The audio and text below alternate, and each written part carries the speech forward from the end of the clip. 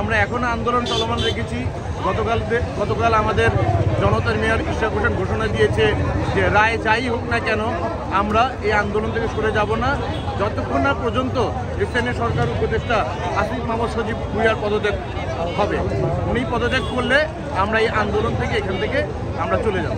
তার কারণ হচ্ছিল উনি যে 10টি কারণ ব্যাখ্যা করেছেন, হ্যাঁ, যে আদালতে শপথ পড়াতে যে প্রতিবন্ধকতা সৃষ্টি হয়েছে, এই একই ব্যাপারে আমাদের চট্টগ্রামের জনাব সাদাত হোসেন নগরকৃত হিসেবে এখন দায়িত্ব পালন করছেন।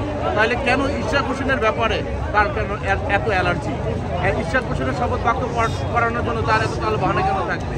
এর জন্য আমরা মনে করছি যে এই ছাত্র উপদেষ্টা যারা আছেন এই ক্যাবিনেটে, তারা আগামীতে তারা পক্ষপাত দুষ্ট এবং তারা আগামী জাতীয় নির্বাচনেও কালাম বিলম্বিত করতে পারে। এর জন্য আমরা তার পদত্যাগ দাবি করছি।